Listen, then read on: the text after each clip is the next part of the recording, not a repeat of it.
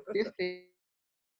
Então, antes de eu me apresentar, eu quero agradecer o convite que muito me honrou. Foi muito bom o seu convite para estar aqui hoje. Então, eu sou psicóloga, sou formada pela PUC de São Paulo, eu sou mestre pela PUC, eu sou doutora em estudos da comunicação humana pela Unifesp, eu sou analista junguiana pela Sociedade Brasileira de Psicologia Analítica e eu fui algumas vezes a Brasília, a convite da Áurea, dar aulas para o curso de especialização e curso de formação do Instituto Junguiano, do Instituto Junguiano do Brasil, do setor de Brasília. Então, quando a Áurea me convidou para uma apresentação para celebrar o fim do semestre para os alunos do curso de especialização do Instituto Junguiano de Brasília, eu aceitei a ideia com alegria. E vou explicar por quê. Que foi exatamente para essa turma de Brasília que eu dei as primeiras aulas via Zoom em março desse ano. Foi exatamente no comecinho da quarentena, e eu não podia viajar mais para Brasília para dar as aulas, eram 8, 10 horas de aula. E eu me lembro muito bem dessa semana anterior, onde eu treinei a apresentação via Zoom, e a minha grande preocupação, incrivelmente, não era com o conteúdo das aulas, mas com a forma de apresentação por esse aplicativo, que eu conhecia muito levemente. Então, estudei muito o Zoom durante uma semana para conseguir organizar a sala de aula online e para aprender a compartilhar o PowerPoint, manipular a tela branca, lidar com os chats, etc. Mas acabou sendo uma estreia que me encheu de alegria, deu muito certo. E eu me senti muito dona dessa estratégia do Zoom, da plataforma Zoom. E hoje, já tem mais de 3 meses que isso aconteceu. E o uso do Zoom se tornou de um uso cotidiano nas minhas atividades docentes e clínicas e também nos encontros com as pessoas que me são muito queridas. Como eu acredito que aconteceu com a maioria de vocês. Hoje, em Casa com Jung, eu escolhi falar sobre os arquétipos que estão se constelando poderosamente nesses tempos do Covid-19. E eu escolhi falar por meio de imagens. Então, eu vou compartilhar a tela com vocês.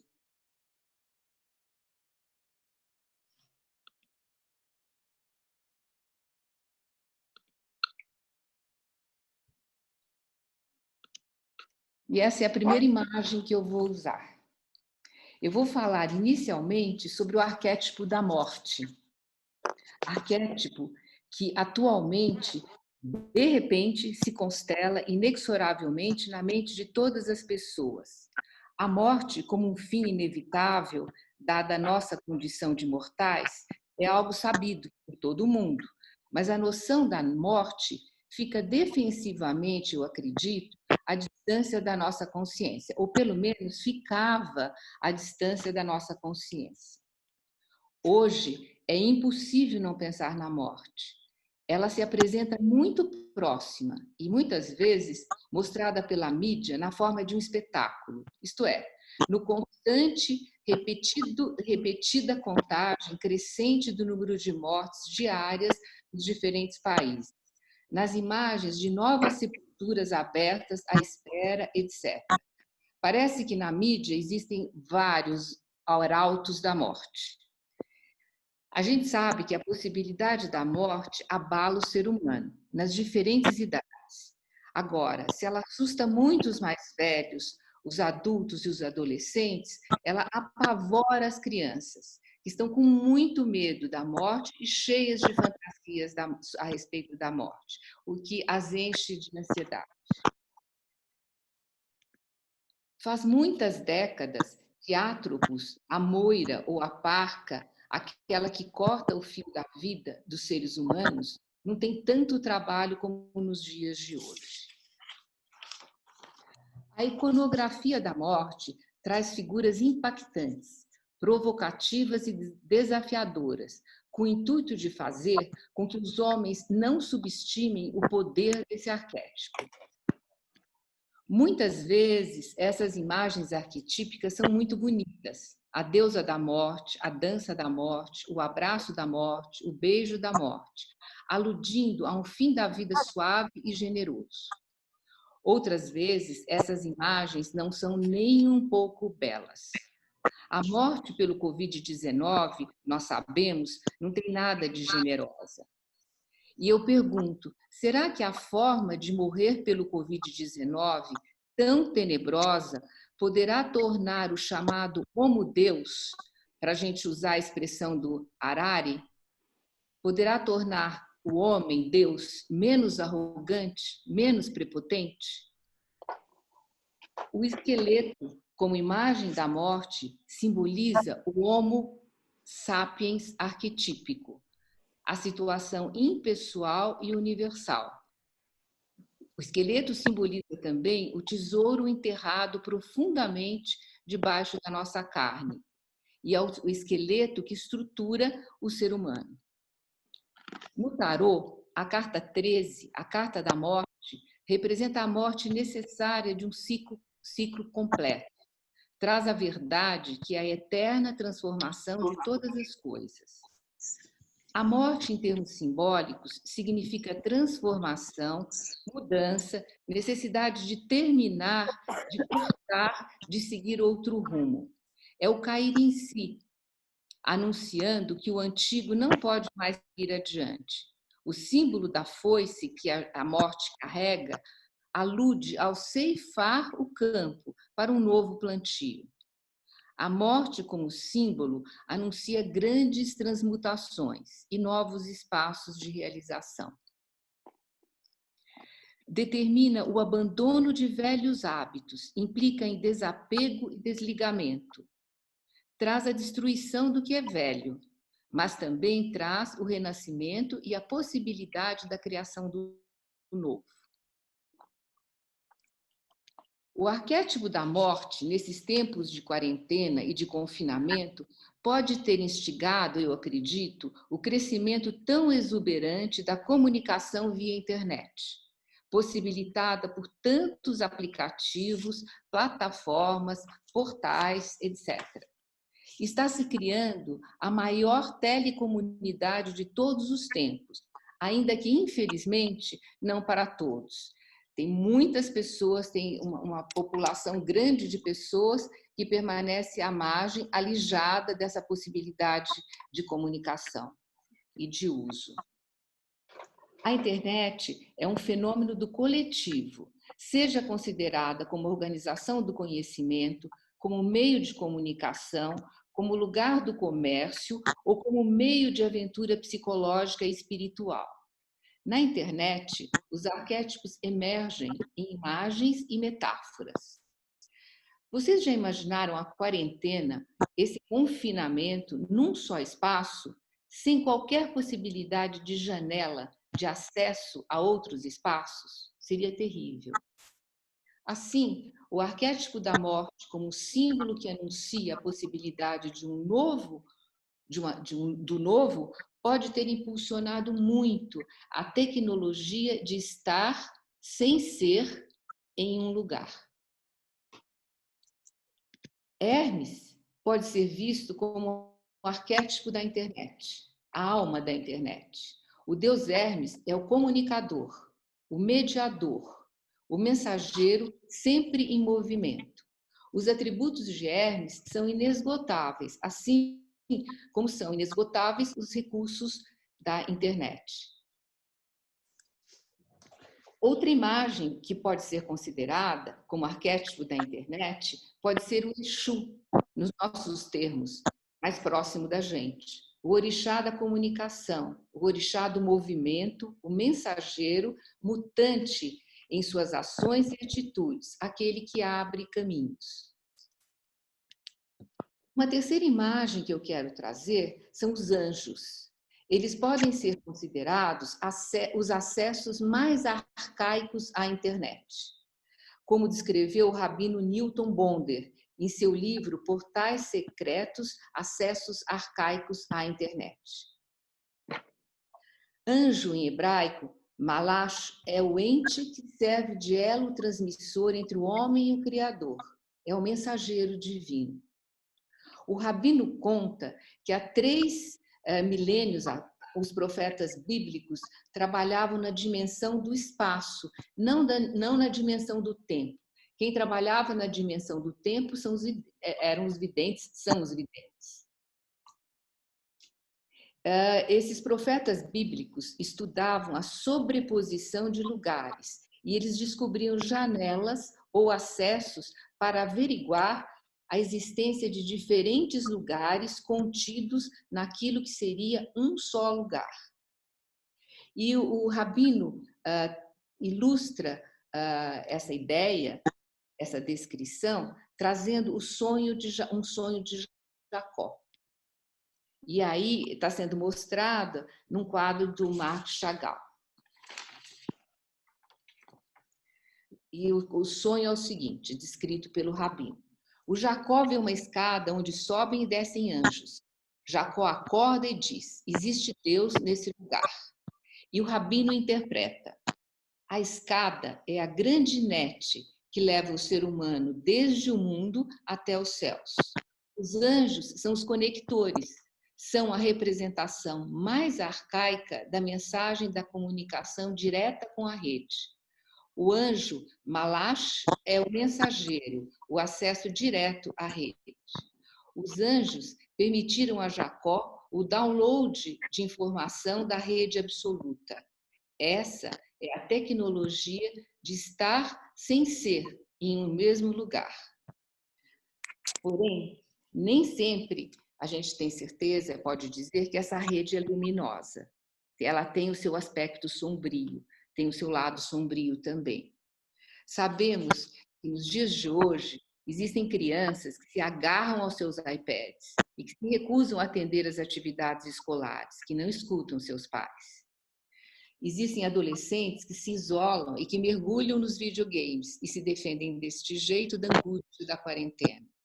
Sabemos que existem adultos que compulsivamente fazem compras desnecessárias pela internet e que existem pessoas mais velhas que oneram seus filhos já tão sobrecarregados nesses tempos, são pessoas mais velhas que se recusam a aprender a utilizar a tecnologia, permanecendo na dependência da ajuda constante dos filhos que estão sobrecarregados.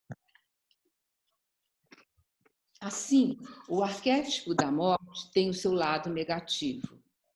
E o lado negativo constela estagnação e patologia, nós sabemos. Mas o arquétipo da morte tem o seu lado positivo também. No seu lado positivo, ele traz, como já vimos, a possibilidade da transformação, do crescimento e da vida. A deusa da morte é uma deusa mãe.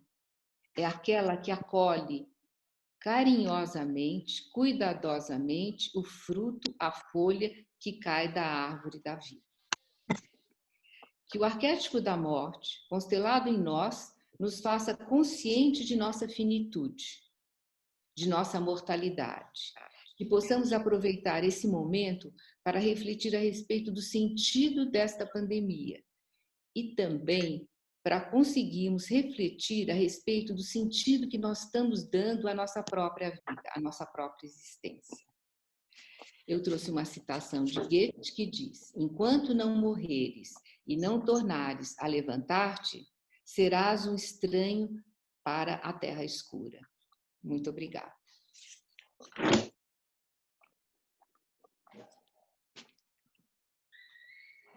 Muito obrigada, Célis. Muito obrigada mesmo. Eu vou passar agora o anfitrião para a Maria Elcia. Estou procurando a Maria Elcia aqui, que tem tanta gente. Deixa eu ver se eu consigo. Do teu lado, na minha tela. Ah, já vi.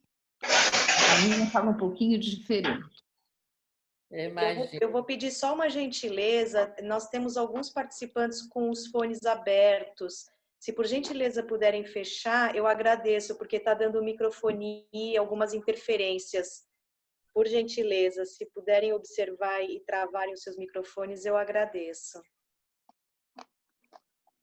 Obrigada. Então, vamos lá.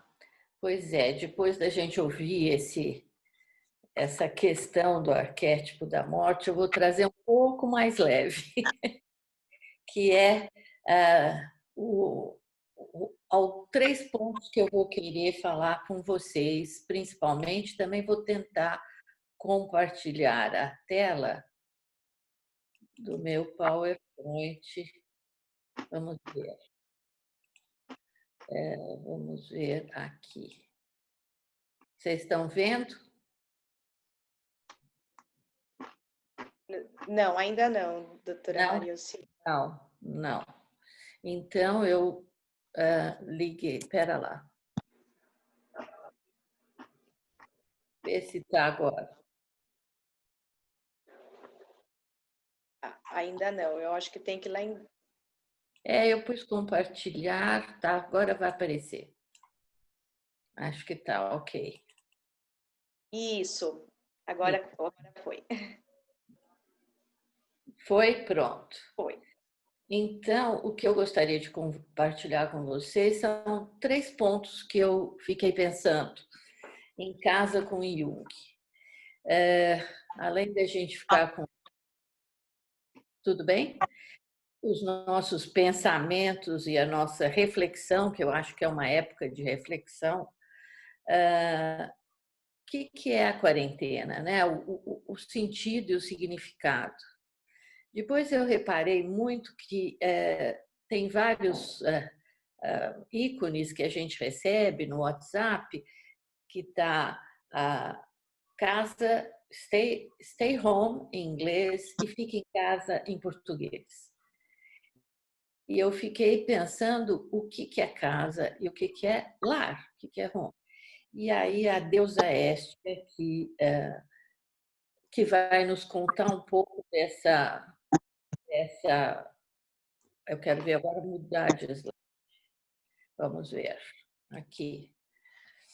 Bom, a quarentena tem a ver com uma grande passagem, tem a ver com uma passagem de um tempo para outro. Se a gente vê que 40 é um número simbólico, a gente tem 40 dias no deserto, Cristo antes da crucificação, da onde a gente tem a quaresma, antes do domingo de Páscoa. 40 horas da morte até a ressurreição, 40 anos atravessando o exército do Êxodo e 40 semanas de gestação para o bebê nascer. Com isso, a gente vai ter esse 40 como um significado de passagem, de transformação, de um novo momento. Então, é um tempo de passagem, um tempo de preparação para uma nova vida, um tempo de purificação e de expectativa e de possibilidade para uma nova consciência. Então, eu sei, por exemplo, que tudo isso é muito difícil. De repente, você fala isso para um grupo de pessoas como vocês, como eu, que temos a possibilidade de fazer uma reflexão. Tem muita gente que está noutros tempos, né? Que estão com muita mais dificuldade financeira, etc, etc. Mas eu acho que sempre dá para ter uma preparação, uma reflexão. Eu vejo isso conversando com pessoas de outros grupos sociais que eu tenho conversado e que têm olhado a quarentena como um tempo de percepção de uma nova forma de vida, né? Então,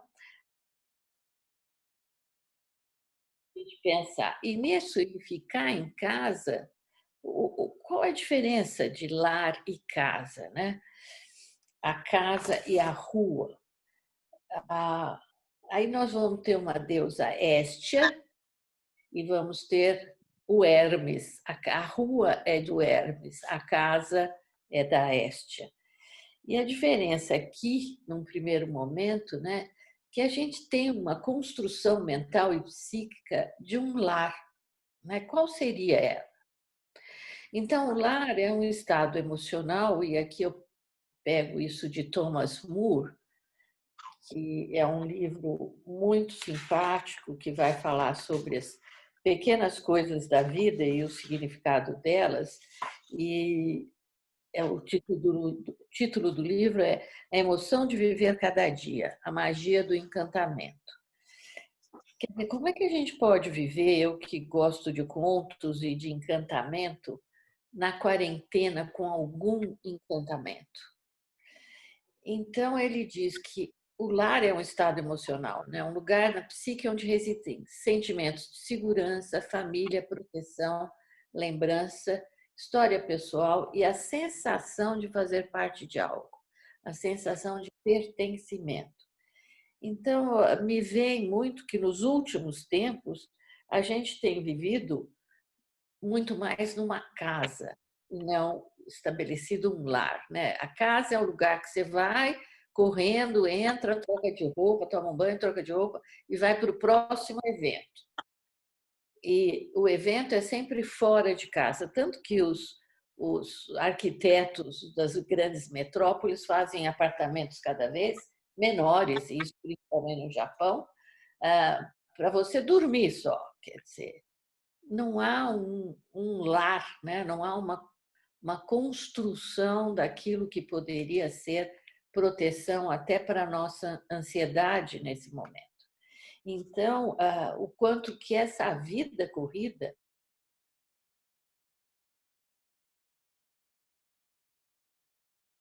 nossa, que é mais cozy, né? Quentinha, que pode nos acolher, que pode a gente ir para lá e ficar mais tranquila. Então, a gente tem esse lar docilar que existia antigamente, que hoje acho que ninguém mais tem uma plaquinha em casa de lar docilar. Eu me lembro nas casas antigamente como existia bordados, plaquinhas em casa, panos de prato escrito lar docilar, e cada vez isso ficou distante. Pelo menos para nós aqui em São Paulo, isso pareceu cada vez mais longe. E na rua, ainda voltando, as pessoas procuram se distrair o tempo inteiro. Seja no trabalho, seja nos encontros com os amigos, seja nas compras ou num passeio ao shopping. Nós temos uma geração criada em apartamentos e shoppings, em que a distração as afasta de si mesmas. O tempo inteiro as pessoas se afastam. A gente criou uma série de termos que eu acho gozadíssimo. Ah, eu mereço me distrair, eu mereço. A história de eu mereço é completamente assim, eu me permito, mas é algo que, se você merece mesmo, você nem precisa dizer e isso acontece naturalmente. A coisa disso é empurrar você para fora de si e não olhar as coisas que acontecem dentro, né? E o lar é dentro da casa e dentro da sua casa alma, né? A casa interna sua, né? E as pessoas foram se distanciando de si mesmas, da natureza e da natureza planetária.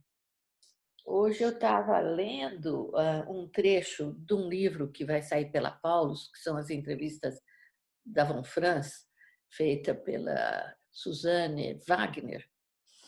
E é muito interessante porque como que eles viviam, eles tinham essa possibilidade de sair, né? A Von Franz de ir para lá, para a torre dela, o Jung também. Lógico que não eram quarentenas obrigatórias, que isso traz outra dimensão, a obrigatoriedade, mas eram momentos que eles ficavam consigo para poder criar, para poder escrever e para poder olhar para si, não é? Eles davam esse tempo. E ela estava falando nesse livro também sobre a questão do feminino e da questão até a Igreja Católica e todo o mundo paternalista e patriarcal que nós vivemos até agora, afastar o feminino, né, da vida, e só o feminino que aparece é a Virgem Maria purificada. E é muito interessante porque todos esses anos, sei lá quantos, nós estamos afastados desse feminino, a gente também está afastada da natureza. Por isso que a nossa natureza planetária foi tão devastada, como não tendo valor, né? Porque a matéria não tem valor, né? E não existe esse feminino mais obscuro, né? Ela diz, no catolicismo eles têm a Virgem Maria, mas é somente o feminino purificado. Não existe o feminino obscuro. Ele exclui a matéria, considera como morta, como do reino do demônio. E assim não confronta o problema dos opostos e do mal. Não é? Aí completando a ideia dela anterior. Mas é interessante você ver como está tão claro, e ela diz, não é fazendo os movimentos feministas que a gente vai resolver o problema da natureza. É cada um de nós resgatando o feminino, cada uma de nós mulheres, e a ânima no homem, resgate do feminino é que pode resgatar a natureza e salvar a natureza. Enfim, isso num plano mais amplo. E num plano do lar, nós temos a deusa Hestia, que é do panteão grego, sua equivalente romana é Vesta, e ela não tem grandes feitos, nem grandes amores apaixonantes, mas tá presente na vida de todos nós, né? Todas as pessoas. Por quê? Porque ela é a deusa da lareira, do fogo da cozinha. É a chama viva dos lares, dos templos e das praças. Cada casal que ia para sua nova casa, a mãe, normalmente da mulher, levava o fogo da casa dela para a nova casa e acendia a lareira e esse fogo do fogão, né, do fogo a lenha que eles usavam. Então, essa chama deveria trazer a harmonização, as bênçãos do lar, a abundância a esse lar. Então, Hestia estaria ali protegendo. Não é? Então, ela normalmente não tem muitas figuras, não retrataram tanto a Hestia. O símbolo dela é um círculo, é o fogo, não é? Porque ela está ligada a eles. E nas praças e no templo, nada era santificado antes da introdução da Hestia nesses lugares. Então, e o que acontece? Na casa você tinha a Hestia dentro e fora uma erma, né? Que era um pilar, que era Hermes, que é a proteção da casa, de quando alguém sai. Estão próximos também na Grécia. E a casa de Hermes é o caminho, né? A hora que você sai da casa. E o equilíbrio entre Hermes e Hestia é conviver entre os mundos de dentro e de fora. Sem dúvida, a gente precisa dos dois. O Hermes, que fica do lado de fora, protege a casa e protege nossos caminhos. E os descaminhos, como a Anabéa contou tão lindamente na poesia que eu ouvi na semana passada, no fechamento do curso. É fantástico, porque Hermes também bagunça a nossa cabeça. A gente, quando a internet não funciona, a gente fala que é Mercúrio que está atrapalhando, que ele apronta, e ele apronta para mostrar que existem outros caminhos. E talvez ele esteja aprontando agora, não deixando a gente sair de casa para encontrar esse outro caminho que é de Hestia dentro de casa. Se você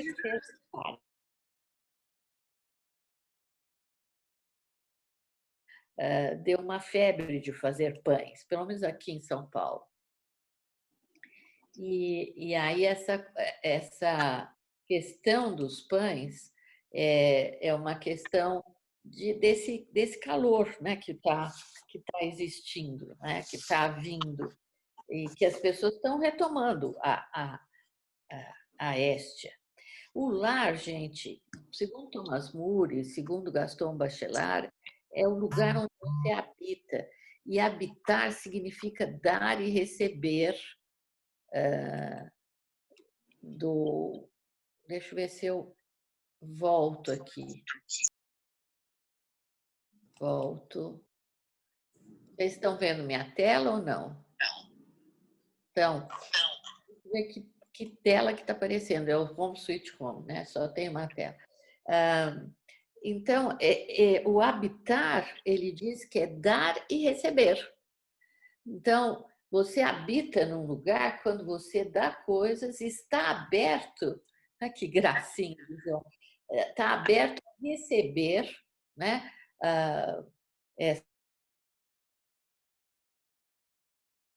E esse movimento de troca é que te faz também chegar a um lar, né? A uma construção do lar.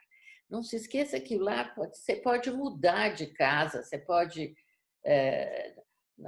Tem gente que tem casas há muitos anos, tem gente que tem casas da família, mas não necessariamente, porque você leva para o próximo habitat que você for viver aquelas coisas que são significativas. O lar é o lugar que tem história. Então, não é chamar só o arquiteto para montar e deixar tudo bonitinho. Tem as histórias. Semana passada, a gente estava retrasado conversando com as séries e eu vi um relógio lá na casa dela, que era um cuco antigo, lá em Campos. E essas coisas têm história. Tem uma amiga que o cachorro mordeu a mesa de centro, entre os sofás, a mesa de centro, o cachorro deu uma mordida. Em vez de eles jogarem a mesa fora, eles puseram uma laca e aquilo virou uma história. A mesa tem uma história. Isto é a formação de um lar, que aí todo mundo vai na casa dessas pessoas e acha uma delícia. Não é a beleza necessariamente, são as histórias que fazem a união daquela família e a união daquele habitat. A gente tem que lembrar que os árabes, quando mudavam, montavam suas tendas no deserto, eles estendiam o tapete, né? O tapete era o lar. Então, tem que ter uma conexão que ajude você a se sentir em casa, né? Ou se sentir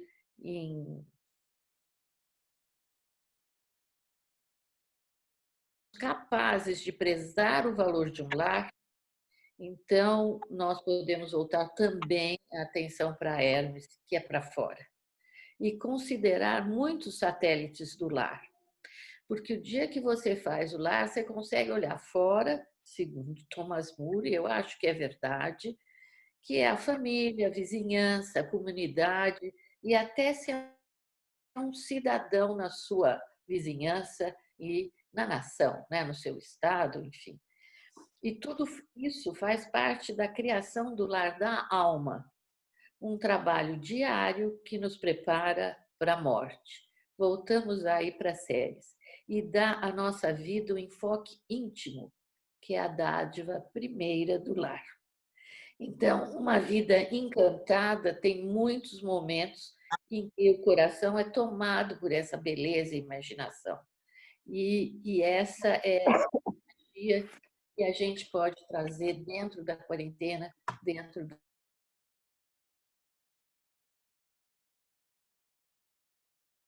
E só para lembrar, o Jung tinha lá, quando ele sumia da sua torre, os objetos, ele ficava bravo porque os objetos faziam um monte de bagunça, né, na casa.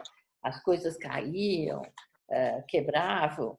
E um dia ele diz a Von Franz que ele chega na casa e fala: bom, agora chega, eu já sei que eu abandonei vocês por muito tempo, estou aqui de volta, eu vou colocar vocês, vou cuidar de vocês. E pode parecer uma piada, mas a partir do momento que ele faz isso, as coisas começam a ficar mais tranquilas, ele e os objetos da torre. E isso a Von Franz fala exatamente que seria importante ressuscitar essas pequenas superstições primitivas que dão alma às coisas, né? Eu me lembro quando eu fui assaltada e eu não tinha sequer seguro, porque eu sempre apostei com seguro que se eles queriam que o meu carro não fosse roubado, porque era a única forma deles ganharem dinheiro, eu também ia apostar igual eles. O meu carro não seria roubado, então não ia fazer seguro. Bom, mas foi roubado. E quando ele estava indo, eu falei para minha amiga que estava junto comigo, eu falei, pode deixar, ele vai voltar igual o cavalo volta para o dono. E realmente, uma semana depois, eu consegui pegar o carro, mas daí para frente eu resolvi fazer seguro, porque não dá para a gente confiar demais nisso. Mas as coisas, ele tinha uma ligação comigo e eu sabia que ia voltar. Então, a Wolfram fala, mesmo em nossa vida diária, é uma chance de nos relacionarmos com a matéria, com essa coisa concreta, de um jeito mais novo e mais profundo. E ela diz, isso é altamente simbólico. E quando você não dá impaciente, pregam peças em você. E ela fala, simplesmente isso acontece porque o inconsciente se comunica com a matéria. Então, era o que eu tinha a colocar para vocês. Espero que a Estia possa trazer muito calor em todos os lares nessa quarentena difícil. Tá bom? Muito obrigada, Mariaci. A gente fica se sentindo muito próxima, não é, com essa colocação tão bonita da Estia, que é uma deusa que não tinha rosto mesmo, porque ela é a deusa da intimidade, né? Então, muito obrigada. Foi uma bela reflexão que complementa a reflexão das séries, né? Da presença da morte e da presentificação da morte, né? Que é uma coisa muito clara. Muito obrigada. Vamos lá agora para... Vamos lá, vou compartilhar, vou renomear. Estou chegando aqui. Oi, Ana, eu quero Oi. participar para você. Eu vou tornar você o anfitrião. Pega aí. Avisa aí. Pega esse rojão, pega essa bola. Então, pronto, já passei. Chegou? Então Obrigada. tá bom. Então, antes de começar a passar os slides, eu quero agradecer de novo para a Áurea, para a Anice, para o pessoal aí de Brasília, que tem aberto tantos caminhos para tantas pessoas, e é um prazer sempre estar com vocês.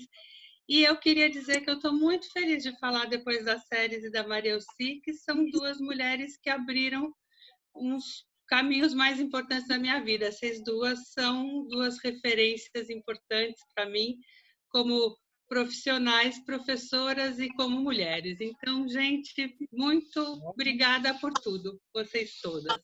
Deixa eu tentar achar meus slides. Para começar a falar. Tá aí, gente? Chegou? Tá. Sim. Tá. Então, para falar, o que eu pensei em falar para vocês foi desse período de isolamento. O tema em geral do que eu vou falar é o isolamento como incubação. Então, eu estou falando em casa com Jung, mas o que eu quero falar é na casa do Jung. Não na casa de Kuznets, onde ele morava, tinha 5 filhos, atendia a Torre de Boringen, que está aqui à direita, que é onde ele ficava por muito tempo sozinho e onde ele via fantasmas. Ele estava no isolamento, ele chegava a ficar lá meses, e na página 200, eu achei na página 205 do livro de memórias, ele começa a contar que ele conversava com as panelas, que um dia as panelas tinham um nome, um dia ele estava cozinhando e ele para de cozinhar para ficar escutando os sons da natureza, do lago, das panelas dele. E aí ele fica horas escutando os sons da natureza em volta dele. E ele vai percebendo que esses sons da natureza vão ganhando vão se tornando pessoais. Depois, na página 206, ele conta que no início da primavera de 1924, ele estava de novo lá, ele encontrava-se sozinho, tinha acendido fogão, tinha ido dormir e começa a escutar uma procissão de pessoas passando. Muito barulho, muita gente jovem cantando, tocando. Ele vai olhar pela janela, não tem ninguém. Ele volta para a cama, deita e, de novo, ele começa a escutar essa agitação toda externa, no que ele entende como um pseudo-estado de vigília. Mais tarde ele vai ver que aquele lugar era um lugar de passagem de uns soldados legionários que estavam indo para a Itália, e que ele acha que ele está vendo fantasmas. São apenas fantasmas, ele fala. E o que eu quero falar é sobre a ativação do inconsciente que dá em situações de isolamento.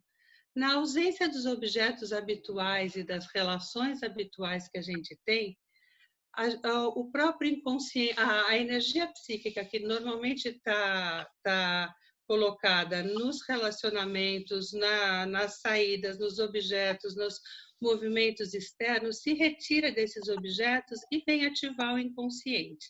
Quanto mais próximo do inconsciente, mais rapidamente ele fica ativado, como, por exemplo, a gente pode observar tão facilmente nas crianças que ficam 10 minutos num quarto escuro e já começam a aparecer com os medos, a aparecer com seus fantasmas, com seus jacarés embaixo da cama. E eu quero contar para vocês que muitos dos meus pacientes já estão chegando com essas coisas. Eu tenho uma moça, por exemplo, que já estava percebendo sons de gente andando pelo telhado. Tem outra que tem um mendigo que que ela cismou que está rondando a casa dela. Tem outra que tem uma coisa rastejante que fica no canto da casa dela, que já está se configurando como uma menininha diabólica. Então, a ativação do inconsciente, primeiro que eu tenho observado, está vindo como ansiedade.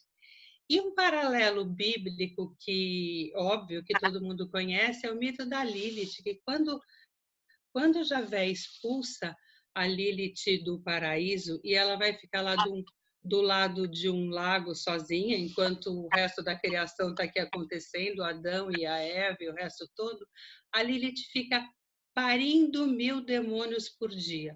Todo mundo que já teve ansiedade sabe muito bem o que é parir 1000 demônios por dia. Qual é essa experiência psíquica de parir 1000 demônios por dia? E aí eu pensei, eu me lembrei desse dito popular muito, muito interessante e conhecido, que cabeça vazia é oficina do diabo. E o que a gente está querendo agora é justamente a oficina do diabo. Não como uma coisa ruim, ou só ansiedade nem nada, mas uma coisa que pode trazer para a gente, dessa ativação do inconsciente, exatamente o que eu acho que a gente está precisando.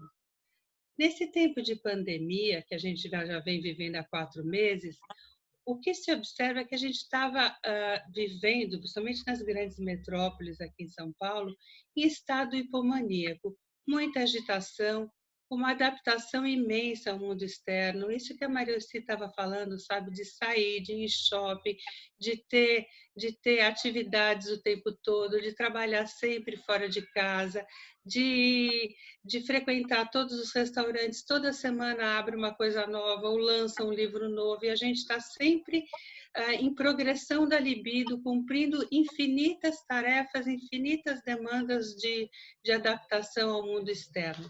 Quando começou o isolamento, eu tenho a impressão que a gente tentou trazer esse mesmo ritmo muito ativo, muito ativado, para dentro do isolamento. Então, era um tal de limpar armário, aproveitar o tempo para fazer aulas de yoga, para aprender um instrumento, para aprender uma língua, para assistir filmes novos, para assistir séries inteirinhas na Netflix. E também para cozinhar e para fazer faxina. E quem está cuidando das crianças, as escolas trouxeram uma agitação enorme, porque as mães têm que participar agora da escola, ao mesmo tempo que elas trabalham e têm que fazer a faxina.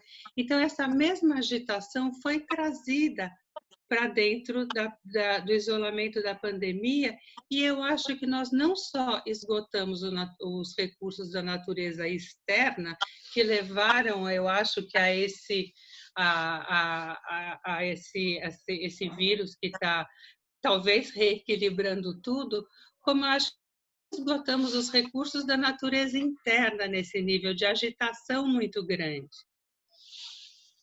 Eu achei um trechinho do Zaratustra, do Nietzsche, que o Jung discute nos Seminários do Zaratustra, que fala sobre essa ativação do inconsciente que começa a aparecer quando a gente fica em isolamento e quando a gente aproveita a oportunidade de realmente tentar ficar sem muito estímulo, ficar sozinho ou ficar solitário. O que o Zaratustra fala é: solitário, tu segues o caminho que leva a ti próprio, e o teu caminho passa diante de ti e dos teus 7 demônios. É mister que queiras consumir-te em tua própria chama. Como renascerias se ainda não te reduziste a cinzas? Solitário, segues o caminho do Criador. Um Deus queres criar dos teus 7 demônios.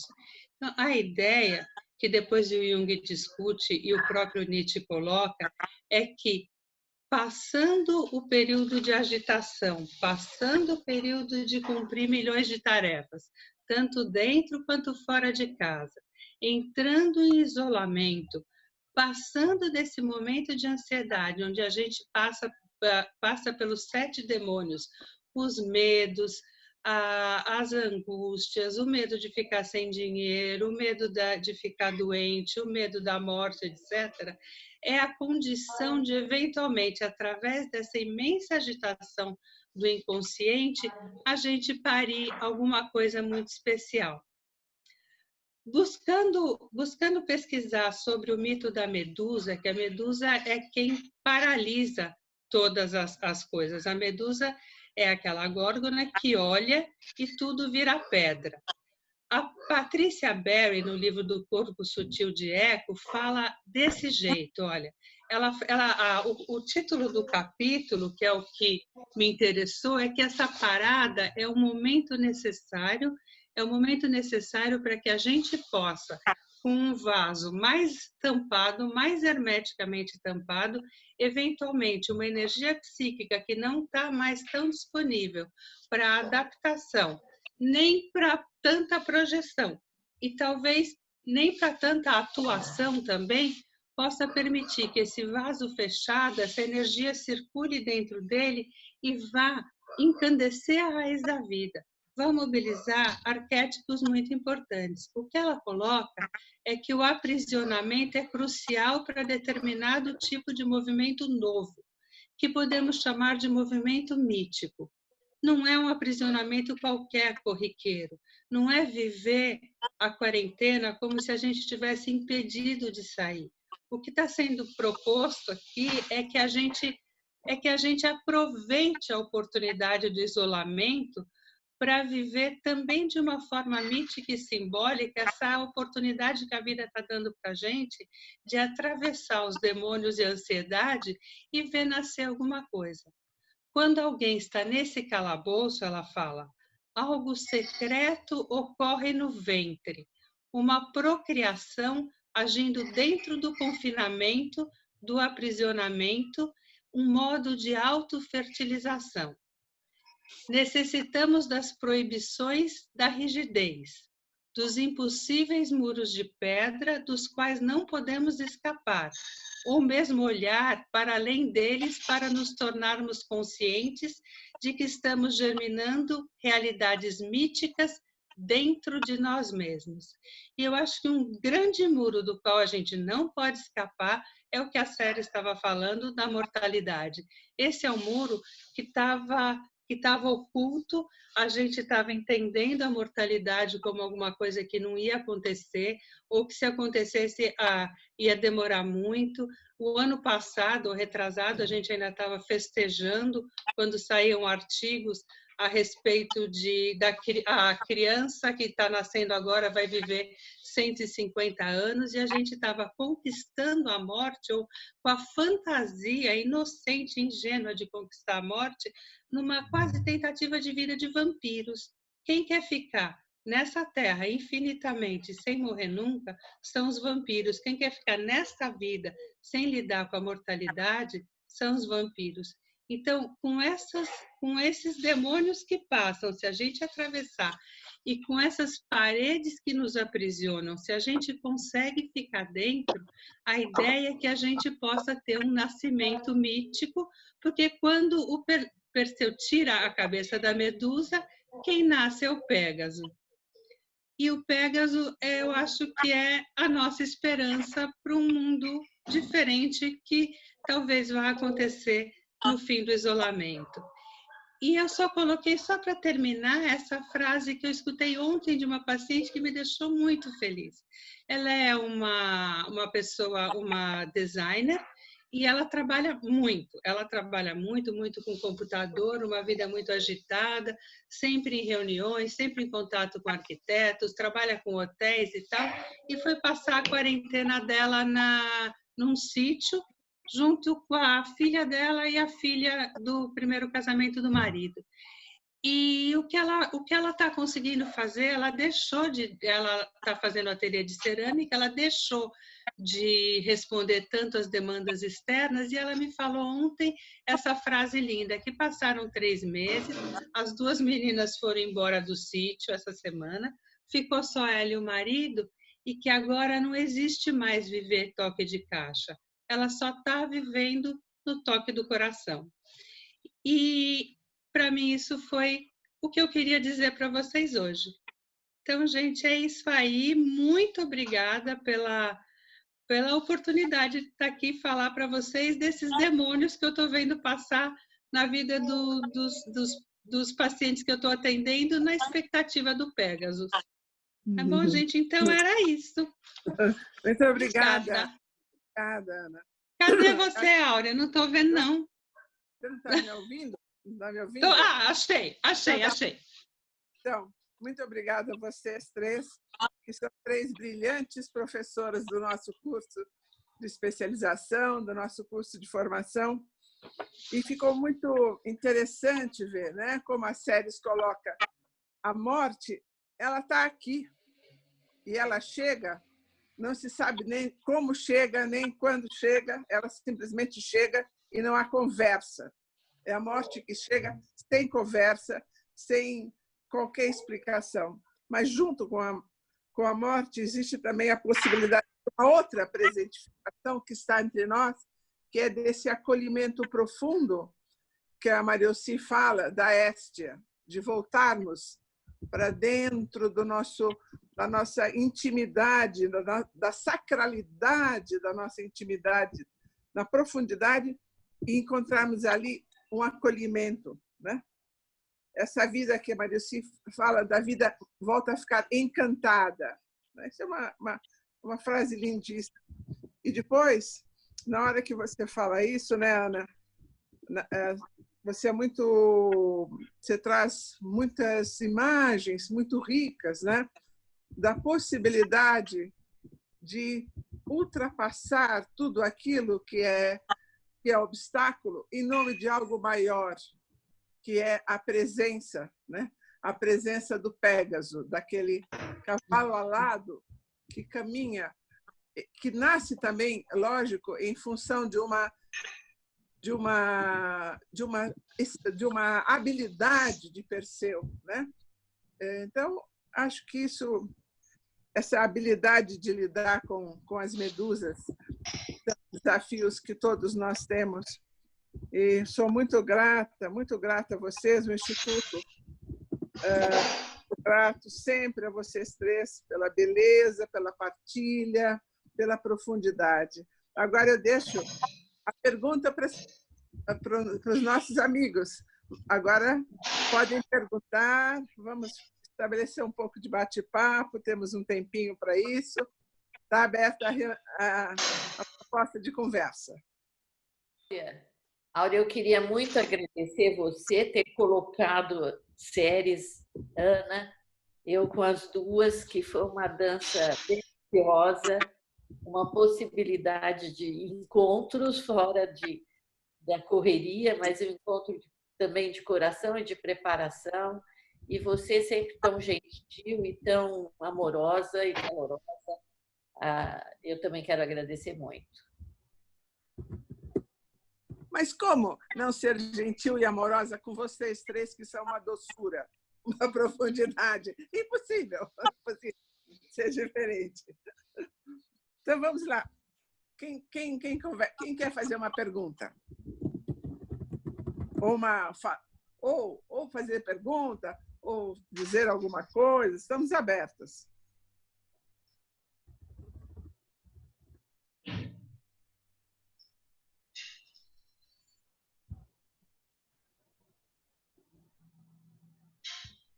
Já que ninguém se manifesta, deixa eu me apresentar aqui e falar do prazer de estar aqui reunido com vocês e de encontrar pessoas que fazia tempo que eu não via, né? Maria Elci, que foi minha professora lá em São Paulo, quando eu fiz a formação, o João, que não via há muito tempo, prazer em vê-los, Ana. Eu só queria acrescentar ao que foi dito uma reflexão do por que está acontecendo tudo isso, né? O que é que esse vírus está trazendo, né? Se o inconsciente se manifesta na matéria, como alguém comentou, né, de onde vem esse vírus? Né, imagino que há um movimento pendular em que o inconsciente coletivo e essa grande sombra coletiva traz essa necessidade de renovação, já que a gente vem num mundo de consumismo, de tanta busca por coisas externas e coisas que nos completam, e num abandono dessa parada em volta do fogo, em volta da cozinha, para rever as coisas internas. Assim, como na Renascença, no século XIX, em que o poder da igreja começou a diminuir e que o racionalismo cresceu, quer dizer, no movimento pendular, contrário à Idade Média, talvez agora esse vírus venha dizer isso para a gente, né? Essa necessidade da gente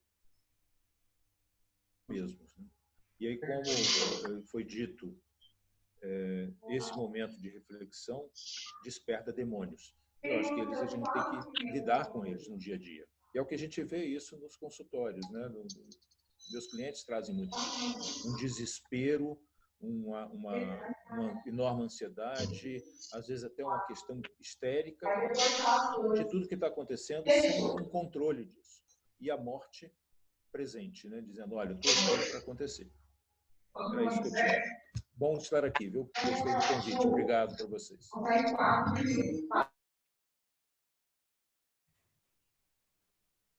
Por favor, na hora que ele estava falando, percebemos que algumas pessoas estão com o microfone aberto. Por gentileza, só abram na hora de falar, senão fica difícil para nós ouvirmos.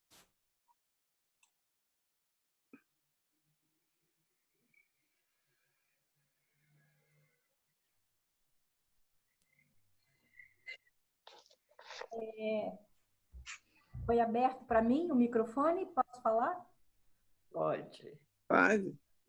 Então, uma dica boa que eu aprendi nesses tempos de entre telas é que, primeiro, manter todos os microfones cortados, fechados. E quem for falar, apertar a tecla espaço, né, que é o espaço, e segurar. Enquanto fala, terminou de falar, solta. Então, eu gostaria de primeiro agradecer a Áurea, eu acabei até de escrever, Áurea, que a caminhada no Instituto, eu quero falar disso, de caminhada. A caminhada no Instituto e caminhada com as pessoas é sempre muito rica, Gostoso acabar de ver o Cancélia falando, gostoso, né, ver você aqui liderando essa roda de conversa em torno das nossas casas e trazer essas pessoas tão queridas, que temos um fogo de coração com a presença delas, a nos aquecer nessa noite. Esta possibilidade desta interação à distância, sem estar, e ao mesmo tempo tão acesa dentro dos nossos corações. Então, é apaziguador, né? Acalma, ao mesmo tempo inspira, ao mesmo tempo nos alimenta o fogo, né? Bonito isso, viu, Maria Elci? Eu vivenciei isso lá no interior, da família que casava e a mãe dizia-se, né? Vou dar um tição em brasa, porque vai ser o fogo daquela casa. Que bonito, eu nem sabia que isso ainda existia. Nem sabia, nem nunca imaginava. Fui aprender isso em Hestia. Então, essa Hestia, né, que nos retorna a nossa morada, e esse Hermes que dá a mão para a gente poder viabilizar uma reunião dessa, que só falta a gente, na próxima, compartilhar os nossos lanches do sábado à noite, né? Obrigada. Beijo, Lice. Bom te ver. Beijo todo mundo. Obrigada. Muito obrigada. Ana Inês, você falando assim, fica muito claro para mim que não existe diferença na geografia, porque o que nos une é o coração. Não é mesmo? Estamos felizes com vocês aqui, com essas amigas tão dadivosas, não é? Com a Luciana tão cuidadosa. Então, não existe diferença geográfica quando o coração está perto. Obrigada por suas palavras. Verdade, obrigada. Muito obrigada, verdade. Obrigada pela oportunidade. E olha que tem sido lives e mais lives, ocasiões e mais ocasiões. Eu brinquei um dia desse dizendo que só falta ter live para lavar a panela. Porque é um tal de, sabe? E, na verdade, eu particularmente, né, que já vivo no meu lar, no meu cantinho, com vocês todos, porque o meu canto, a minha casa é uma casa bastante, digamos, acolhedora para oferecer e para receber. Então, eu digo assim, que essa história de lives, essas coisas todas, é quase como se, de repente, tudo aquilo que estava nas prateleiras precisasse cair em cima da gente, né? São os livros, são as imagens, e de repente quer fazer tudo com muita. Vai ser assim, não é verdade? Não.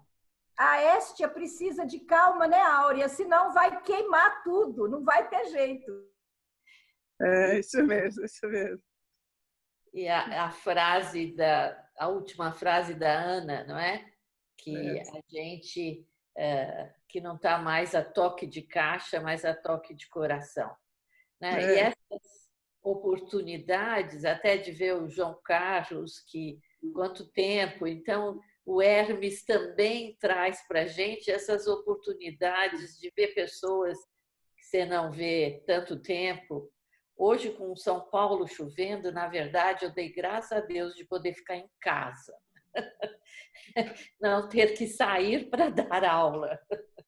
Então, tem umas coisas assim. Eu tenho medo de me acostumar muito, mas tem aí o Hermes também, que a gente precisa dentro e fora e ter essa harmonia.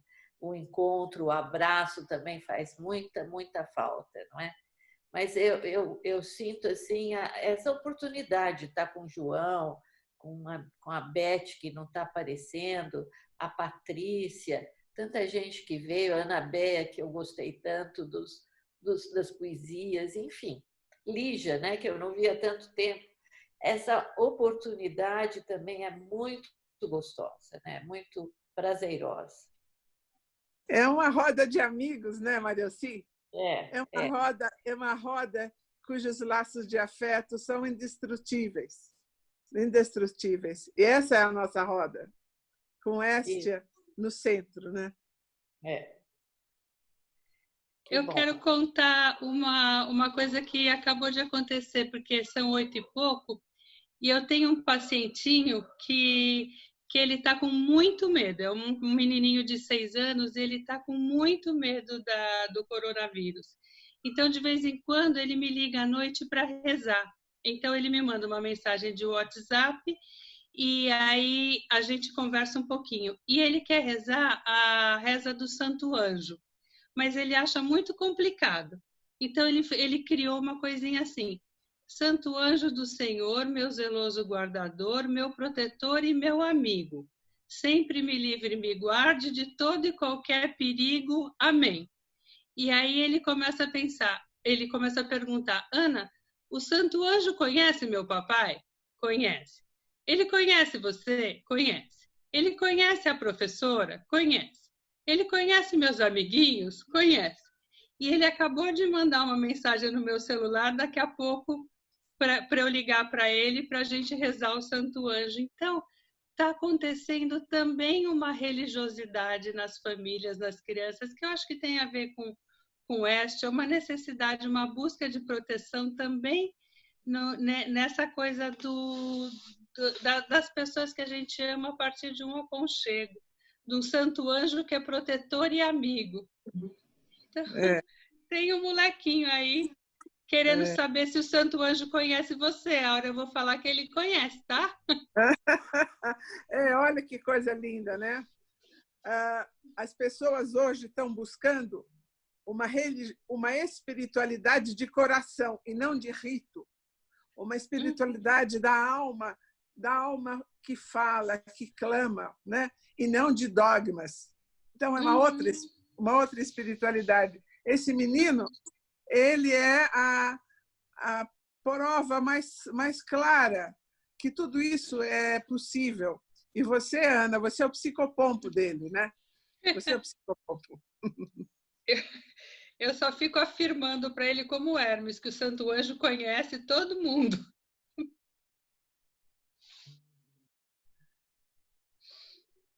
Bom, eu também vejo uma religiosidade voltando. Mas aí voltamos às séries, é um bruta medo da morte, né? Que o pessoal volta à religiosidade. E tem uma outra nascendo que é essa, uma religiosidade de coração que está nascendo com as crianças, de verdade. E eu acho que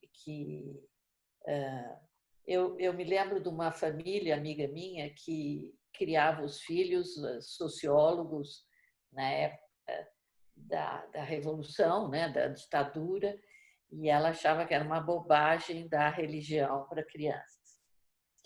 E aí eu me lembro que eu fui na casa deles e a filha chorava, não queria que eles saíssem, eles iriam sair comigo, porque aí foi a mãe conversar, depois foi o pai, e o medo era o gato preto, que tinha um gato preto na janela que queria pegá-lo. Então eu fui acalmando, meio lembrando do Sandor, que ensinava que a gente devia acalmar atrás, né, no ombro, fazendo um pouco de massagem, e falei que existe o anjo da guarda. Porque não pode se enfrentar um gato preto se a gente não tem um anjo da guarda, gente. Não há ego que aguente.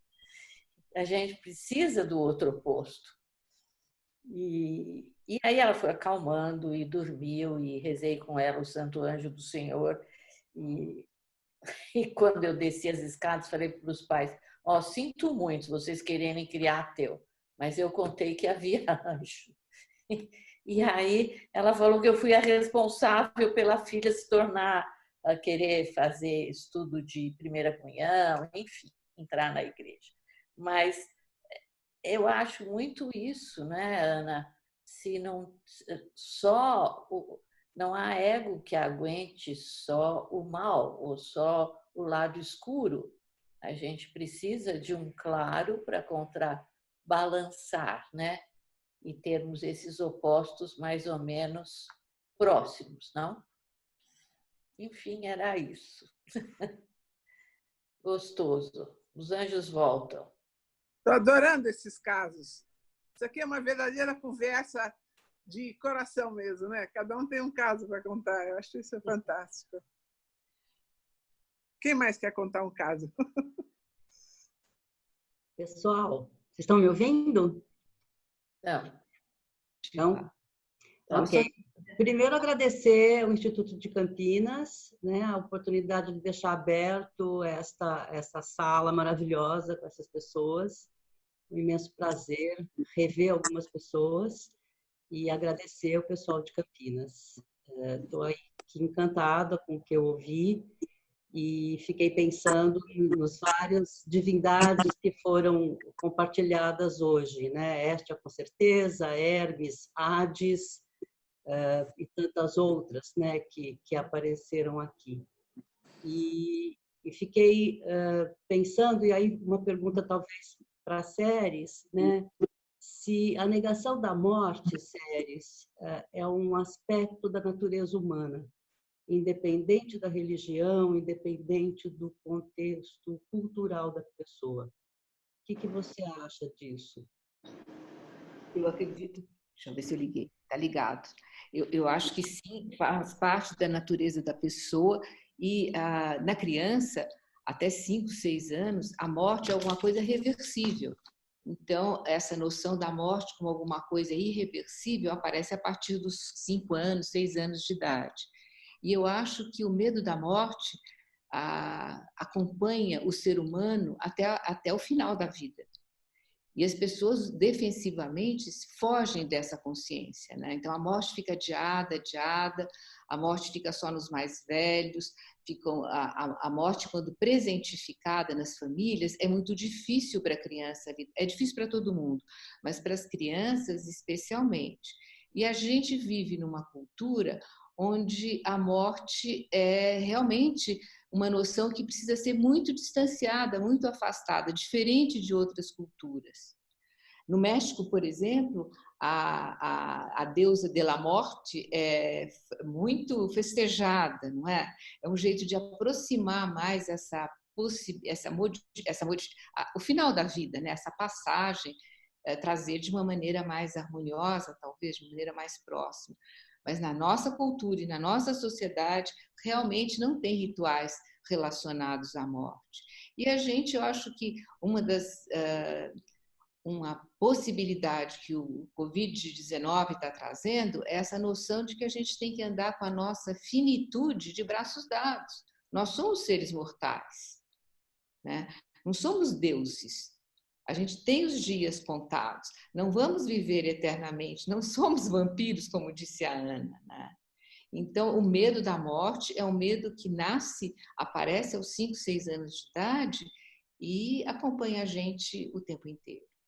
É a maior fonte de ansiedade do ser humano. Quanto mais negado, maior a ansiedade. Obrigada, Séries. Obrigada, Vera. Só que nosso instituto não é de Campinas, é o Instituto Jungiano de Brasília, tá? Mas nós somos super amigos do pessoal de Campinas, isso nos honra até nos confundir com eles, mas aqui é Brasília.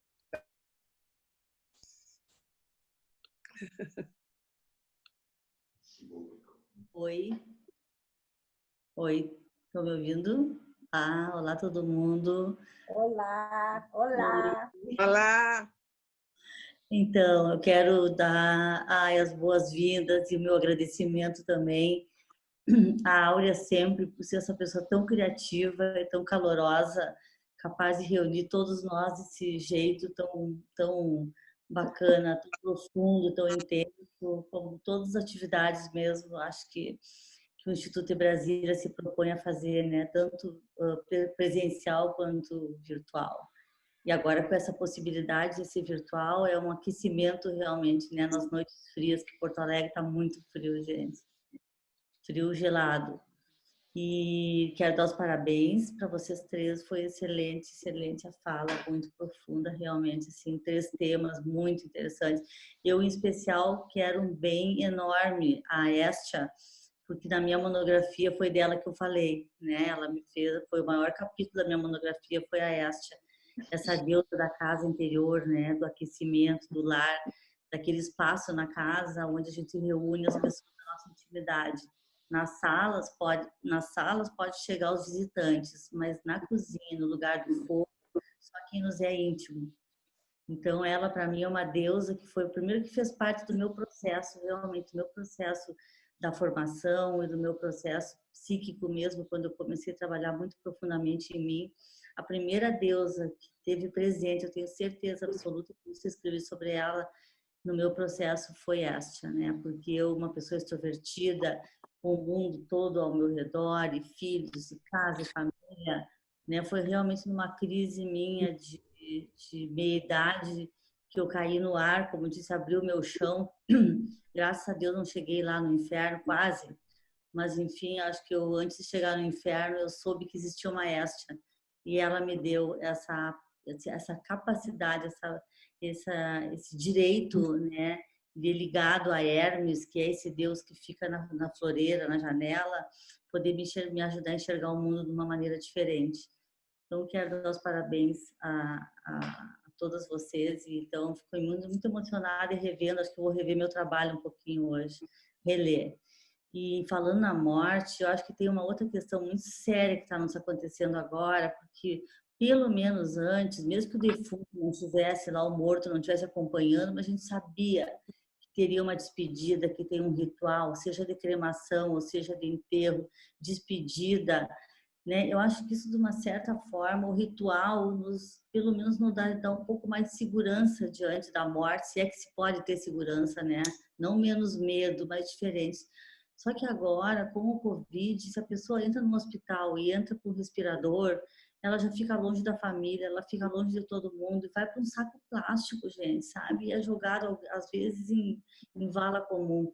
Então, realmente, a gente está diante de um medo que é, além, até o arquétipo da morte, eu acho que com a Covid está se revelando de um jeito diferente nesse momento, né? Então, é aquele medo que é grandioso demais, e eu acho que a gente tem muito que estudar até sobre o arquétipo da morte a partir desse momento que ela vem também cortando os nossos rituais. E é muito desesperador para o ser humano quando são retirados os nossos rituais, né? Então, esse trabalho que hoje a gente falou sobre a morte me fez pensar nisso, né?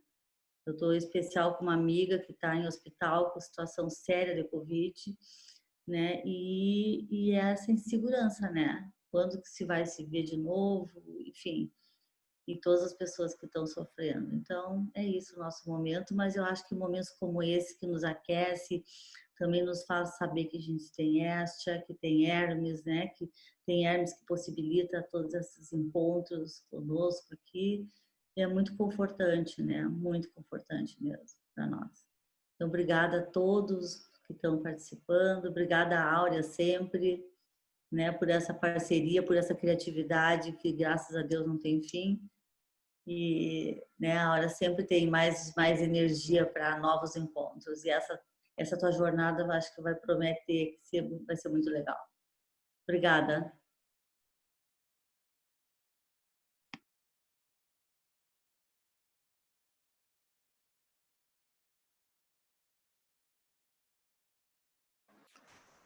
Essas jornadas são muito ricas, né? E é dessa riqueza que a gente precisa. A gente não precisa mais do ouro, nem do bilhete de avião, nem da bolsa de grife, nem do diploma cheio de estrelas. A gente precisa disso. Chance de nos sentirmos compreendidos e irmanados. Isso é tão fundamental, né? Tão fundamental nisso. E nós estamos vivendo tempos onde isso é mais importante do que qualquer outro bem. Então, eu sinto que eu estou hoje com um grande entre joias de um grande tesouro. Oi, Aura. É um Oi? prazer estar aqui. Eu sou de Quem uma está área falando? totalmente... Eu sou o Luciano Santos. Ah, tá. Eu fui convidado, queria agradecer a Viviane, que está fazendo um trabalho comigo, um projeto aí para a gente ver se a gente consegue fazer uma transformação na educação, né? A partir do próprio aluno, né? E não da escola, e não do currículo, enfim, e sim das necessidades daqueles que precisam do aprendizado, e não mais esse aprendizado massificado, né? Enfim, então a gente está fazendo esse trabalho e ela convidou, colocou esse convite no grupo, eu aceitei e, assim, eu vou contar um caso, né? Já que você abriu aí a sessão, eu vou Ótimo. tentar ser breve, né? Porque eu venho de uma área de design, tá? Não sou psicólogo, mas há algum tempo eu venho tendo uma necessidade de busca de conhecimento e que me levou até o Jung, né? E aí, assim, eu até comprei um livro para fazer eu aprender a ler os livros de Jung. Eu estou lendo esse livro e estou lendo ele com muita calma para não ir com muita sede ao pote, para não acabar... Estou até ansioso aqui em falar, mas para não ficar tão ansioso e acabar sendo afogado no pote, né? Mas, enfim.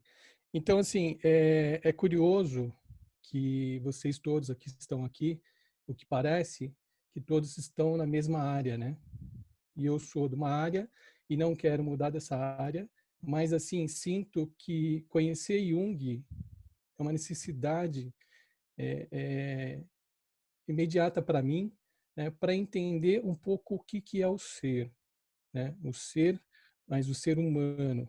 E Jung, eu acho que ele fez essa busca não só por causa da área dele, mas sim de entendimento dos pacientes dele, pelo que eu li até agora, e também dele próprio, né?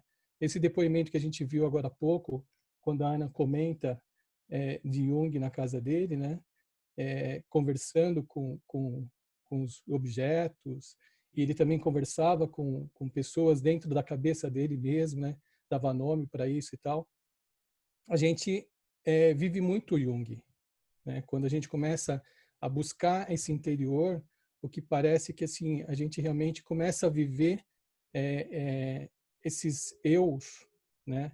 Nossos que estão aí no inconsciente coletivo. E aí vem uma pergunta que eu queria fazer para vocês, que é uma coisa que vem para mim assim com muita dúvida. Eu sou espírita, então eu acredito muito na reencarnação, né? E acredito que quando a gente fala da reencarnação, as coisas que a gente traz vêm então de outras vidas, mas o que eu estou em dúvida lendo Jung, quando ele fala do inconsciente coletivo, o que me parece que assim a gente não vem das encarnações, porque Jung não acreditava nisso, né, das reencarnações, mas ele acreditava que a gente trazia isso do inconsciente coletivo. E aí a minha dúvida é o seguinte: quando a gente fala do inconsciente coletivo, a gente está falando do que a gente herda dos nossos pais, dos nossos avós, dos nossos bisavós e assim sucessivamente?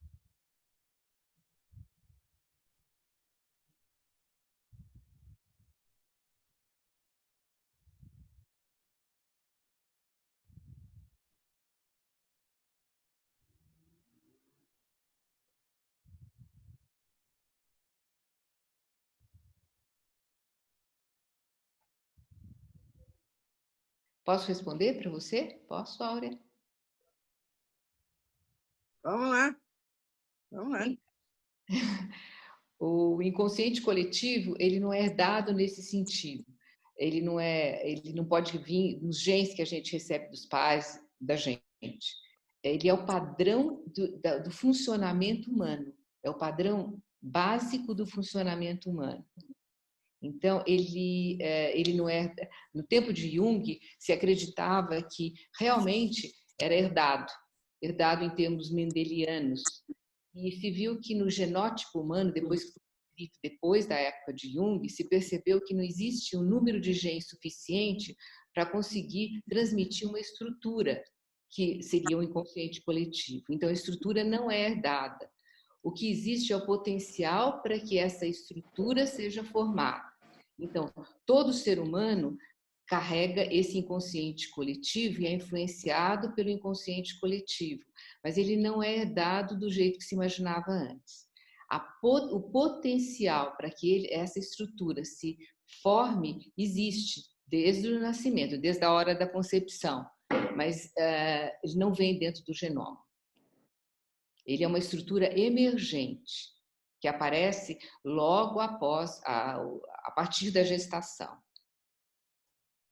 E é preciso um contato com outro ser humano da mesma espécie para que a mente possa se desenvolver, para que o psiquismo possa se desenvolver. Não sei se eu respondi. É dado nesse sentido que você imaginou. Tá. E aí é interessante, porque quando você fala agora, isso que acontece comigo, e aí eu estou contando esse caso para compartilhar com vocês que estão na área, é a minha busca por conhecer mais sobre isso tem me levado a pessoas e a lugares onde as pessoas estão conversando sobre isso. E olha que eu participo de várias áreas, né? Eu participo de projeto na área de saúde, educação, tecnologia, muito, mas esses assuntos não acontecem nesses lugares.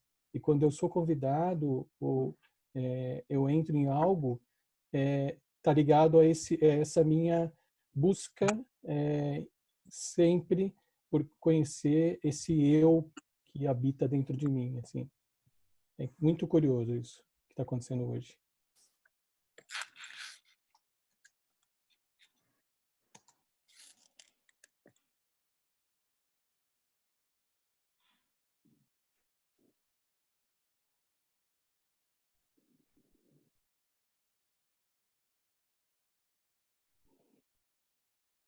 Mais alguma pergunta?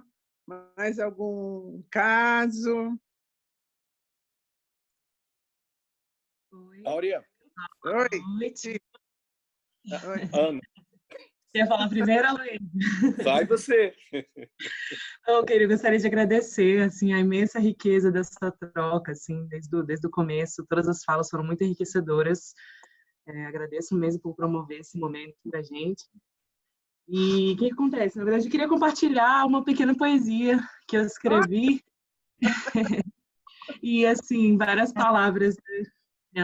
Elas que foram ditas hoje se ligaram a essa poesia. Eu escrevi ela no domingo, que foi bem quando o Sol entrou em Câncer, né? Então, assim, astrologicamente falando, a gente entrou num momento onde que se liga. Câncer está muito ligado ao lar, à família, à história, à memória. Então, me veio essa coisa da Estia também, achei conectado, né? E eu escrevi essa poesia aqui, vou compartilhar com vocês. Caber no embalo da própria vida. Ter uma casa em si. Um lugar onde o aconchego prevalece e é seguro. É seguro abrir-se quanto aos próprios medos e também às mais íntimas vitórias. Mesmo as felicidades, quando mais próximas do coração, nos deixam tão abertas que necessitam de segurança. É seguro sentir? Caber no embalo da própria vida. Ter uma casa em si. Se inicia um novo momento que cuida de tudo que é antigo para que o passado não seja essa coisa que assombra. Um marco no grau 0 de Câncer. O sol acaba de chegar para iluminar nossa história e a lua o encontrou, contando-lhe que ela é a mãe desse momento e que não vai ser na razão que se vai resolver as coisas do coração. Ter uma casa em si e bem cuidar. Bênçãos a todos os lares. Andar conforme o novo tempo propõe e descobrir o melhor jeito possível para que esse movimento seja cura. É isso. Que lindo. Obrigada. Parabéns, parabéns, Ana. Que lindo e que sincronicidade. Pois é, eu achei sincronicidade. Quando a Ana Rios falou aconchego, eu tinha pesquisado aqui para lembrar da... Ela comentou sobre o aconchego. Eu pesquisei para encontrar essa poesia por essa palavra, aconchego. Eu falei, acho que eu escrevi alguma coisa de aconchego esses dias. E aí decidi compartilhar. E agradeço poder compartilhar com vocês esse momento, viu? Obrigada. Obrigada. Vamos lá, Luísio? Aloysio? Eu já tinha até escrito no chat lá, Áurea, mas deu vontade de falar também. Gratidão a você, ao Instituto, professora Séries, Ana Rios, a Maria Elci, matando saudade das aulas, né? Das ricas e afetuosas aulas, as aulas muito gostosas. E gratidão mesmo, foi muito bacana e muito simbólico, de muito sentido. A conexão, o encadeamento dos temas e a sincronicidade dos 3 temas, né? Eu acho que parece que foi tudo combinado, tá? Foi fantástico, viu? Obrigado. Obrigado, foi professora. Combinado, né, Aloysio? Claro que foi. Não. A coisa mais interessante, Aloysio, é que não fui eu que escolhi as 3 hoje. Eu só dizia, tem junho, julho, agosto, setembro. Aí uma disse, eu quero junho. A outra falou, junho também. A outra falou, em setembro. E elas que escolheram, olha só, elas se escolheram. Isso é fantástico, não? Fantástico. Oi, pessoal, estão me ouvindo? Oi? Oi? Estou te ouvindo. Certo. Olha, eu quero agradecer a todas, estou inspirada, estou sentindo meu coração aquecido. E a poesia e a arte, com certeza, têm ajudado a cada um de nós se aproximar desse fogo que a gente estava tão distante no consumo, do lado de fora. Então, essa escuta interna vem muito inspirada pela arte. E a Ana, querida, aqui do Cerrado, que tem essa passarinho, que vão te ouvir. E, se for possível, quando a gente estiver chegando pertinho do final, Ana, canta pra gente, bota a gente para dormir essa noite, embala o nosso sono, querida, com uma música que estiver quentinha no seu coração. Um pedido, se couber, para você colocar a gente para dormir essa noite. Beijos. Obrigada. Consegui. A favor, já. Era 7. Tereza. Ué, canto. Não estava esperando, mas com certeza. Quando for para finalizar aqui, eu faço um pequeno canto para a gente, tá?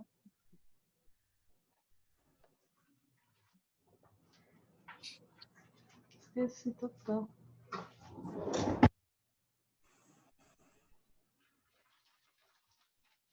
Não sei. Olá. Olá. Oi, boa noite. Quem é que está falando? Eu não estou enxergando ninguém aqui. Meu nome é Duarte. Oi, Duarte. Eu estou aqui para agradecer. Muito obrigado. Seja bem-vindo.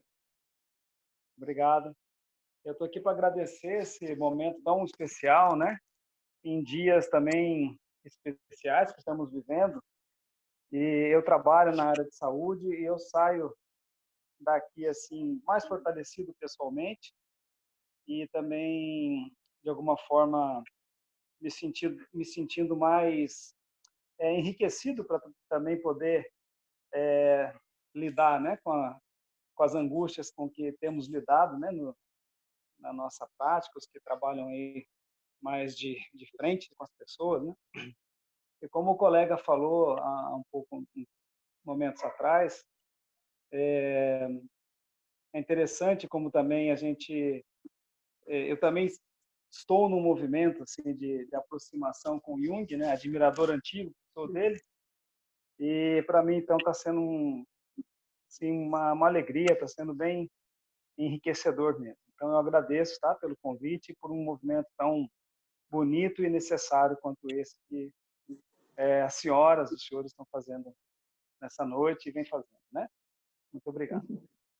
Obrigada. Nós estamos entre amigos, Duarte. Essa é a nossa alegria. É isso que nos anima, não é? Você faz parte dessa alegria. Legal. Senti assim. Muito obrigado. Que bom, que bom. Que bom.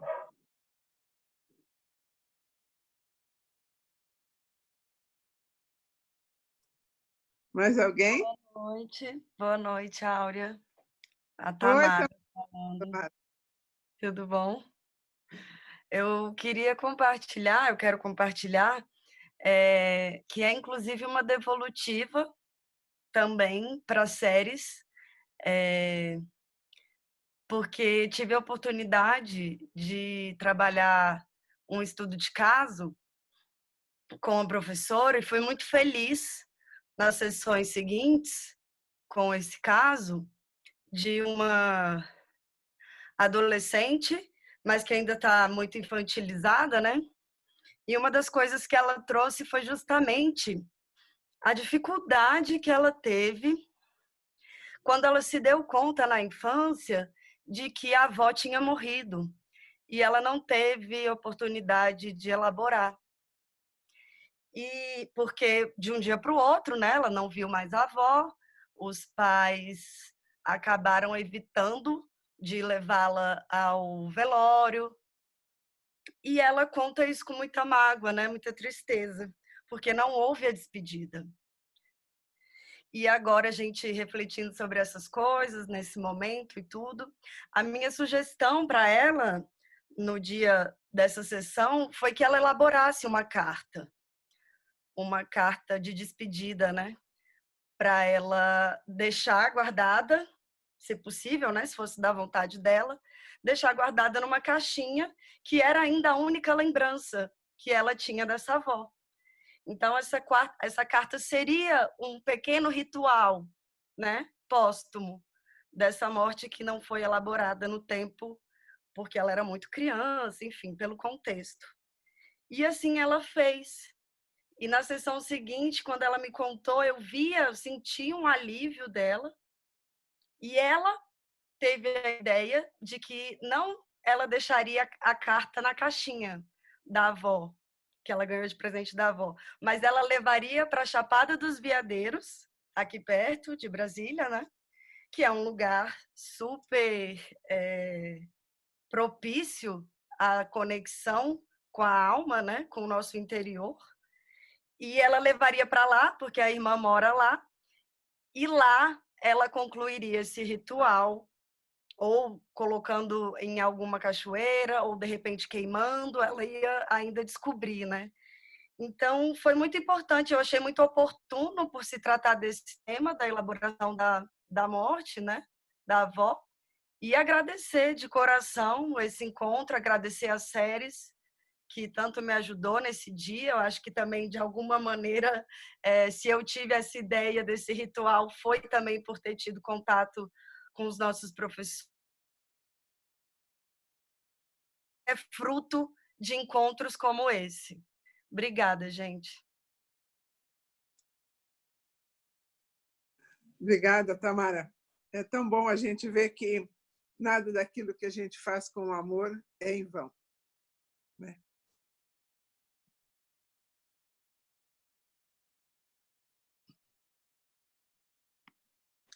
Eu queria aproveitar também, mais uma vez, Áurea, para lembrar a todos que estão abertas, então, as inscrições, né, para a nossa 7ª turma do curso de pós, então, em Psicologia Clínica Junguiana do Instituto. Já estão abertas as inscrições, né? Convidar vocês para nos ajudarem na divulgação, e os professores aqui, Maria Elci, a Séries, a Ana, deixa eu ver quem mais, e a Áurea, com certeza, né?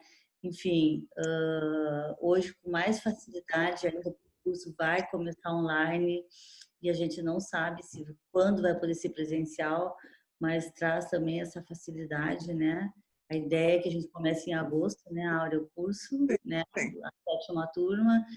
Então, né, que vocês estão nos conhecendo por aqui, nos ajude a divulgar, porque é um trabalho muito especial, muito interessante. A Tamara acabou de dar um depoimento, a Nabé, o Aloísio, Desirê, quem mais que está aqui no nosso grupo, dos alunos, essas que estão aqui já terminando agora o curso, eu não estou enxergando. Solange está aí. Solange, tá, não estava enxergando, eu não estou enxergando todo mundo, gente. Mas então, né, que a gente faça esse movimento para que a nossa turma possa acontecer, então, a partir de agosto. Nisso, professora Tereza também está aqui. A Tereza, ah, tá, é que eu estou sem a minha tela aqui agora. Deixa eu achar a Tereza. Ela tá lá. Acabou de falar conosco, né, Tereza? Então era isso, gente. Desculpe se eu não citei alguém, não foi por desprestígio de forma nenhuma, que é tão difícil a gente manusear nessa tela também, né? A gente está se acostumando ainda, né? Séries, acho que estou te conhecendo aqui, Séries, muito por telefone, mas a gente não se encontrou ainda, né? Um prazer ver todo mundo. Cancele, conhecia muito famoso, mas não tinha ainda a oportunidade de conhecer. Super bem-vindo com a gente. Obrigado. Ana, todo mundo. Nossa, saudades, gente, saudades mesmo. Bom poder matar a saudade por aqui, né? Mas, enfim, era para falar também do nosso curso, né? É só ligar para a Jurema. A Jurema está com todas as informações para o curso e também vocês podem usar os nossos material de divulgação, tá bom? Boa noite, obrigada mesmo pela presença de cada um. Então, terminando, eu acho que estamos terminando, ou alguém quer falar? Áurea, rapidamente. Oba, não, fica o tempo que você precisar, Solange, por favor. Mas só mesmo para agradecer, né, a você, a Aurelice, obrigada por mais essa oportunidade. Eu até tinha escrito já também no chat, né, de poder me embriagar com o conhecimento compartilhado, né, pelas nossas queridas professoras Ana Rio Séries e Maria Elci. Eu fico muito feliz de fazer parte desse grupo, né, rico de saberes, harmônico, né? E assim, pensando um pouco também no que a Ana Rios trouxe para a gente. Ana, eu passei por todas essas etapas que você trouxe, tá? O desespero eu acho que a gente realmente fica nesse movimento muito... ficamos arrebatados, né, por essa exigência externa constante, o tempo inteiro, essa loucura, pensando um pouco nessa sua paciente, né, que fala que não está mais a toque de caixa, mas a gente normalmente fica nesse toque de caixa. E, de repente, a gente, por uma necessidade, se vê numa situação como essa que a gente está vivendo hoje, e a gente tem que parar, né? Mas ainda assim a gente carrega para dentro de casa esse movimento e vai nessa coisa de querer arrumar, de querer cuidar, de querer fazer. E aí a gente para e fala, não, agora eu estou sozinha. Agora vamos cuidar de algo aqui, né? Permitir que esse Pégaso venha e assuma. É um pouco isso. Muito obrigada. Obrigada, professora Séries, também. Lidar com a morte é algo que a gente precisa aprender, não é? Professora Ana está em casa, deixar que a Estia tome de conta do nosso espaço. Muito obrigada a vocês. Foi muito gratificante compartilhar desse momento com vocês todos. Obrigada.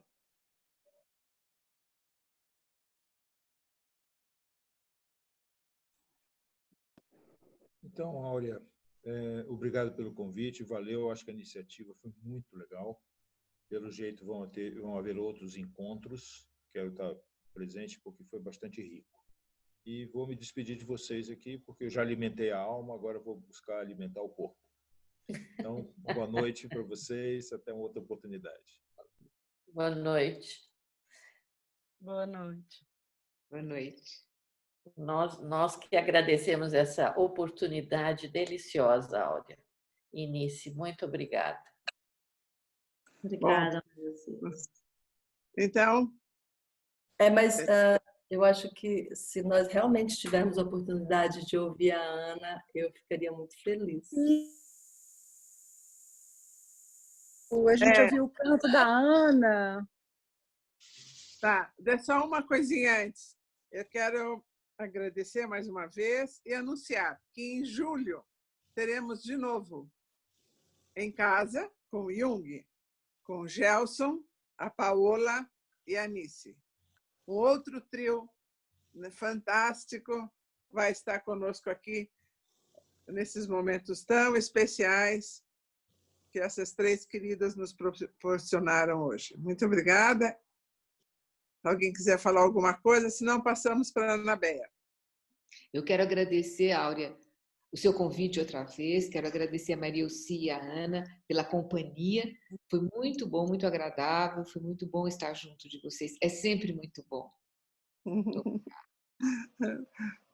Estar com vocês é uma grande alegria para nós. Grande alegria. Grande alegria. Coração. Eu quero agradecer também e mostrar um sinal de uma sincronicidade gostosa. Na hora que eu fui procurar alguma coisa para pôr embaixo da florzinha para aparecer, em vez de catar um livro, eu catei a Santa Morte na estante. Então, olha ela aqui. É ela que está segurando a minha florzinha e isso me aqueceu a alma um pouquinho mais. Porque essa conexão de tudo vai ser ela que vai continuar segurando a florzinha enquanto a florzinha durar. Ótimo, ótimo. Obrigada, viu? Obrigada, obrigada. Obrigada, meninas. Gente, não é fantástico? Três pessoas tão profundas, tão dedicadas, serem assim tão simples, né? Que coisa maravilhosa.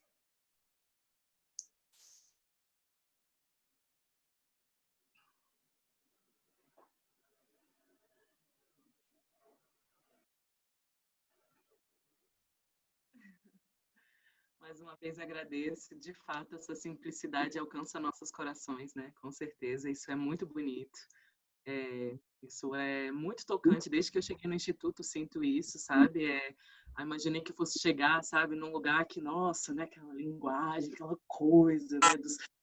De aprendizado. E, assim, o grande aprendizado vem muito para essa proximidade também com o coração. Então, fico muito grata de fazer parte disso, de alguma forma, agora com vocês. Obrigada por esse momento proporcionado e que bom que vai ter mais. Então, vou compartilhar com vocês uma canção que eu cantei bem no comecinho, inclusive, do curso. Essa canção que eu senti de cantar, de compartilhar com a turma, e o nome dela é Meu Lar Sou Eu. E ela é assim: é preciso sentir e seguir o coração, porque tentando fugir disso não dá, não dá, não dá pra dar a mão pro destino. Não dá nem pra perceber as flores no meio do caminho.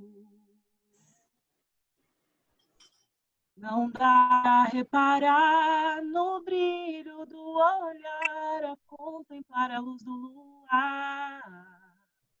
luar refletido na água,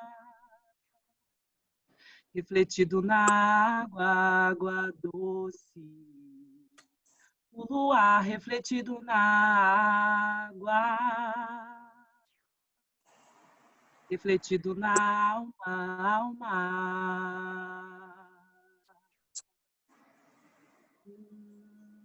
É preciso sentir, é preciso deixar fluir. É possível voar, é preciso mergulhar com calma e voltar, arremessar-se ao lar, em direção ao lar.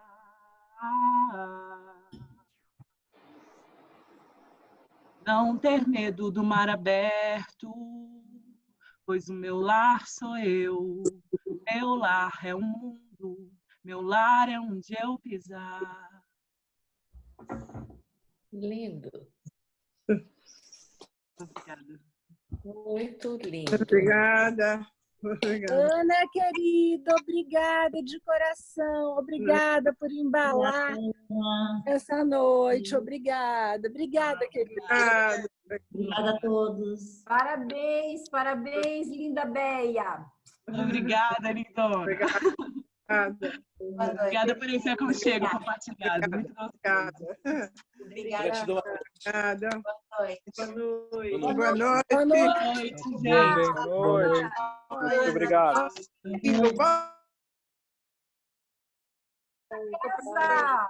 Gratidão.